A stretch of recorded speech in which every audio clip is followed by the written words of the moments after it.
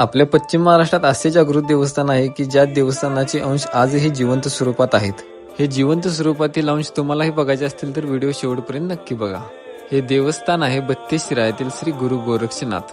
हेच बत्तीसशिराळ जे जगप्रसिद्ध नागपंचमीसाठी प्रसिद्ध आहे आणि हे तेच गुरु गोरक्षनाथ ज्यांनी ही परंपरा सुरू केली। 9 नाथांपैकी एक नाथ गुरु गोरक्षनाथ शिराळ्यातील मोरणा व तोरणा नदीच्या पवित्र संगमावर तपश्चर्या करण्यासाठी आले होते। त्यांच्या प्रदीर्घ सहवासामुळे पावन झालेल्या या नगरीत पुढे जाऊन त्यांचे मंदिर स्थापन झाले। दर एकादशी दिवशी फक्त सांगली, सातारा, कोल्हापूर नव्हे तर कर्नाटक पासून हजारोंच्या संख्येत भाविक दर्शनासाठी येथे येतात। कुंभमेळ्यानंतर येथे सुद्धा दर 12 वर्षांनी साधूंची झुंड भरते आणि या झुंडीतील 12 वर्षासाठी एका साधूंची मठाधिपती म्हणून नेमणूक होते। मंदिराच्या आवारात प्राचीन काळातील जुने तळघर आहे आणि या तळघरात बऱ्याच साधू संतांनी तपश्चर्या केलेली आहे।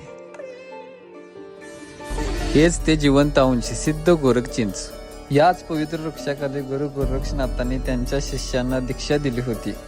त्यामुळे या वृक्षात गुरु गोरक्षनाथांचे अंश आहेत असे मानलं जातं। या पवित्र वृक्षाच्या 108 प्रदक्षिणा पूर्ण केल्यास मनोकामना पूर्ण होते असं पुराणात सांगितलं आहे। एक वेळ अनुभव घेऊन नक्कीच बघा। ओम नमो आदेश।